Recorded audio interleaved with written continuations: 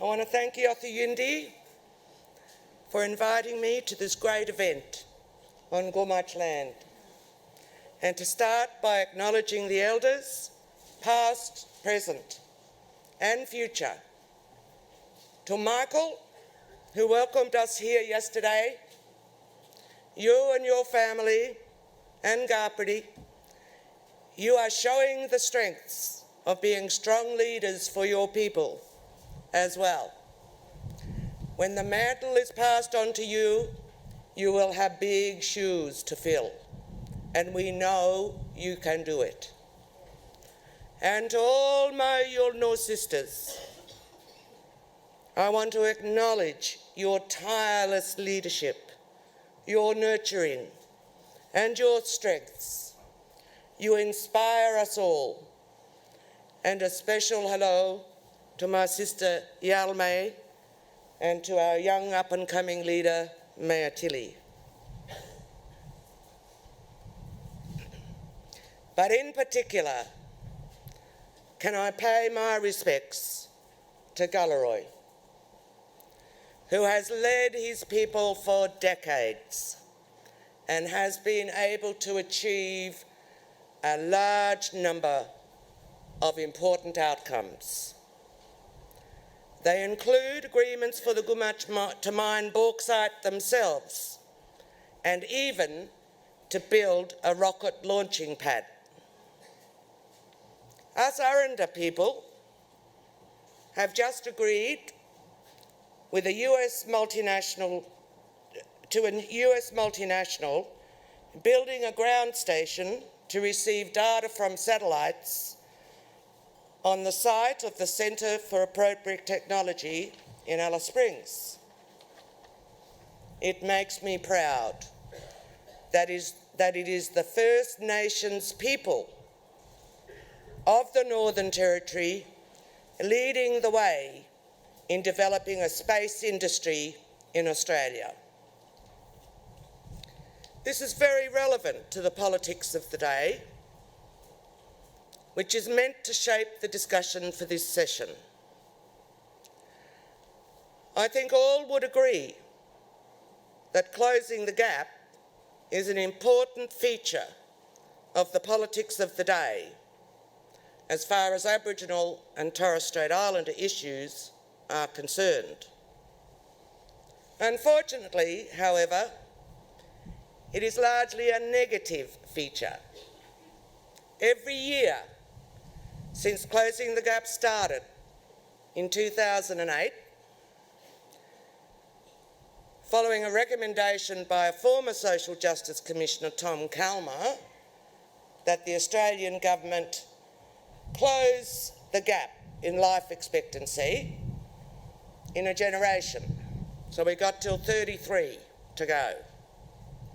However, every year since closing the gap started in 2008, successive Prime Ministers have reported to the Parliament on how most of the closing the gap targets are not on track to be achieved.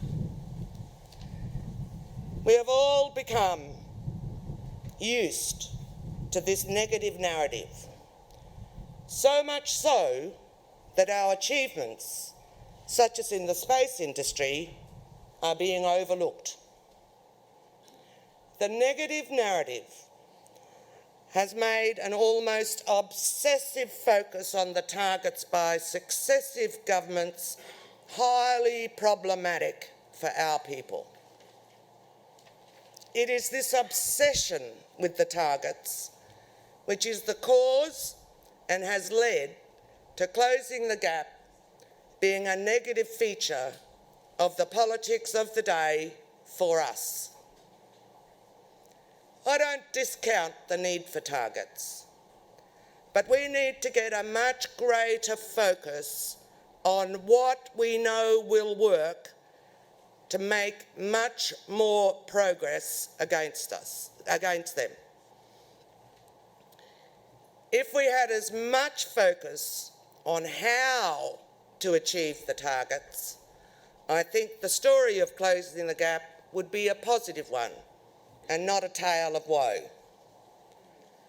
This is a good backdrop for me to brief you on the strategy of the Coalition of Aboriginal Peak Organisations, made up of 40 Aboriginal community-controlled organisations at the state that are peak organisations at the national level and at the state and territory level.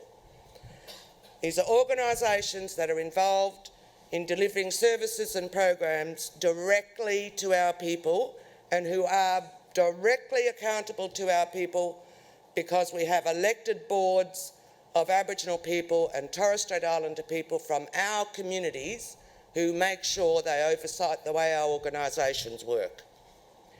In October last year, a group of us wrote to the Prime Minister, the Premiers and the Chief Ministers to ask that the Council of Australian Governments not agree to a new Closing the Gap framework and instead enter into a partnership with us, a genuine partnership with us.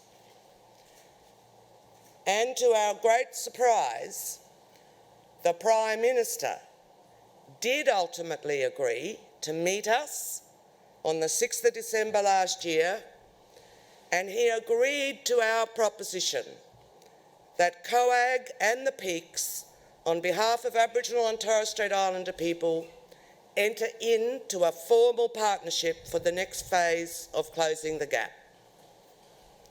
The mainstream politics of the day at the time was dominated by the nearing federal election and the prospect that there would be a change of government. Some said that the motive for the Prime Minister to agree was to make sure that Aboriginal affairs was not a negative issue for the Coalition in the lead up to the election. However, after a miraculous win, the Prime Minister kept his word and, as far as we know, remains committed to the formal partnership, as the Minister himself has confirmed. I don't think his agreement to a formal partnership with us was about politics, and I think he should be given credit. I will stand with him as long as he shows his leadership and commitment to closing the gap. His leadership is essential to our priorities, including to the voice and constitutional recognition. If this Prime Minister delivers this, his legacy will never be forgotten by us. We will honour him forever, and we don't say that lightly. But he has the opportunity to create for us, as First Nations people, the strongest and the best legacy. And we want to help him get there. We have made historic progress since the COAG meeting in December 2018. A small delegation of us met with the Prime Minister on the 6th, and COAG Council of First Ministers met in Adelaide on the 12th and agreed to the partnership.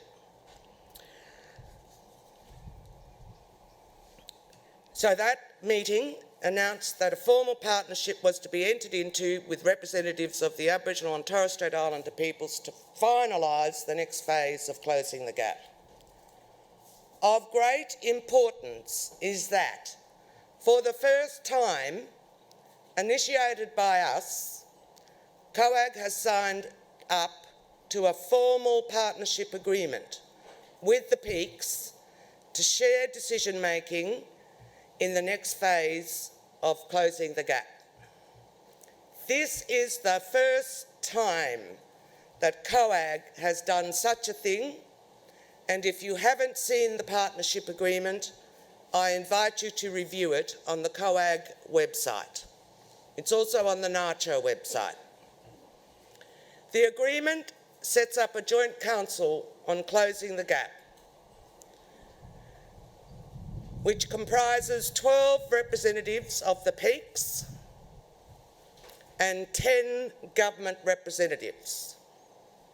Each of the jurisdictions in the Commonwealth and the state and the Local Government Association of Australia. And we have 12, at least to try and address the power imbalance a little bit by 2.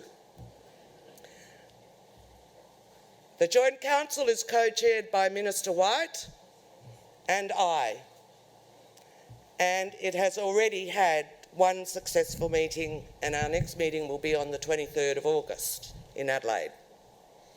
A secretariat for the peaks has also been funded for 3 years to enable us to participate better in implementing the partnership agreement, and I also want to thank the federal government for making this commitment. Thank you, Minister. But which, of course, must continue until we actually close that bloody gap. We will, says the Minister. I thank you, Minister. With this architecture that we have put in place, we want to find a way to achieve a real partnership in the next phase of closing the gap, which accelerates improvements in the real life outcomes for our people, no matter where they live in our country. In particular, our goal is to stop this tale of woe around the targets. Why we are doing this goes to 3 simple propositions that all stakeholders publicly endorse. 1, when Aboriginal and Torres Strait Islander peoples are included and have a real say in the design and delivery of services that impact on us, the outcomes are far better. Aboriginal and Torres Strait Islander people need to be at the centre of closing the gap policy.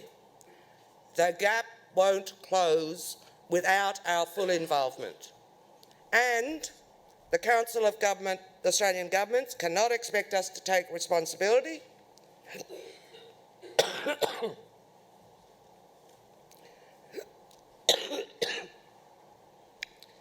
and work constructively with them to improve outcomes if we are excluded from the decision making. Pretty simple, eh? And straightforward. Any fool can understand that. To achieve this, we have already secured agreement to negotiating a new COAG agreement to replace the National Indigenous Reform Agreement, called the NIRA. That agreement, signed by governments in 2008, as a result of the leadership of Kevin Rudd and the Commonwealth, was groundbreaking.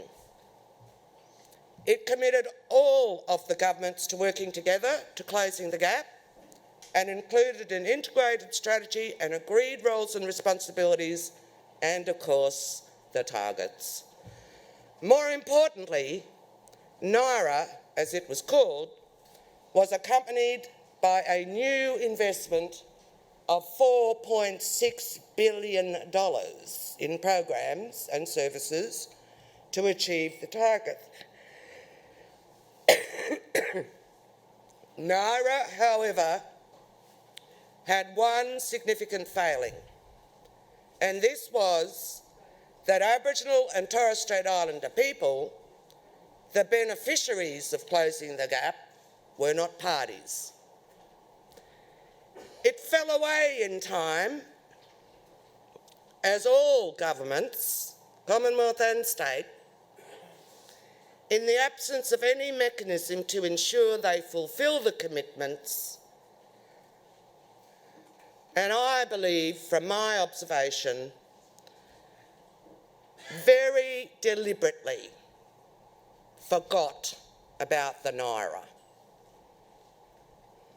That was a great shame.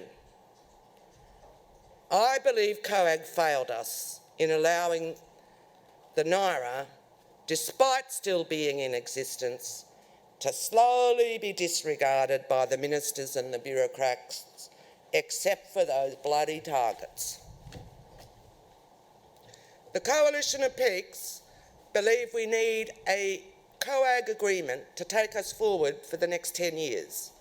But this time round, we need to be parties, not just governments.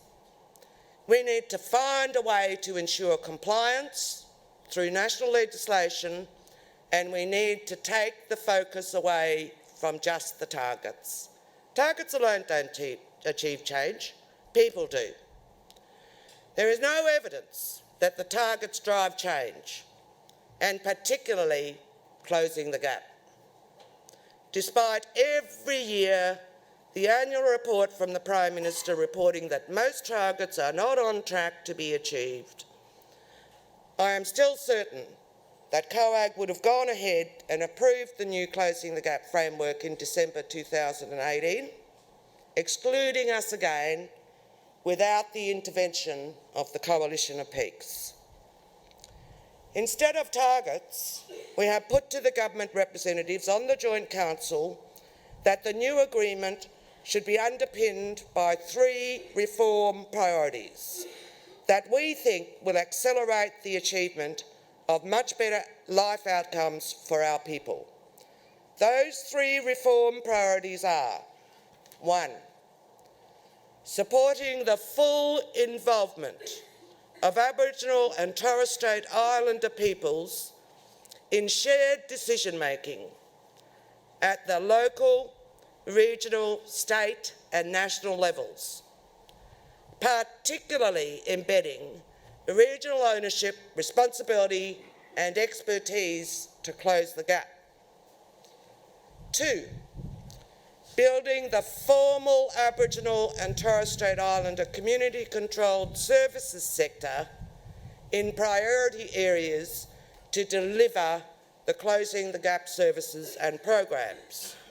And 3, undertaking systemic and structural reform to mainstream institutions, delivering services to Indigenous peoples, to provide services based on those first 2, and to improve their service delivery out of sight or get out of the way, and let us do it. So far, I can advise that governments have agreed to negotiating a new agreement on Closing the Gap to replace the NIRA by December this year, and also examining the possibility of national legislation. We have also agreed in principle to the reform priorities. The Coalition of Peaks also put to the governments that we should lead an engagement process to build support for the reform priorities, and they have agreed to this also. Starting in September, leaders of the Peaks, rather than public servants on behalf of governments, will be running a series of engagements across Australia, and this is the first time Aboriginal people have been in the driver's seat on engaging our people on government policy. However, there is a long way to go yet before we get agreement. Governments, particularly the Commonwealth, remain determined to pursue draft targets agreed by COAG last December, draft targets, whereas we want to get the focus on the reform priorities and their implementation. Of most concern is that no government has so far been prepared to put new funding on the table. We need new funding from all governments to support the new agreement and support the reform priorities in particular. It must be a minimum of the 2008 investment, in today's dollars of course, and be given to Aboriginal and Torres Strait Islander people themselves to run our own services and programs in the light of self-determination. Nonetheless, I remain optimistic that we can achieve our goal, and I seek the support of everyone here today for our mission. More than anything, that is to turn closing the gap from a negative feature of our politics of the day to a positive one. Thank you.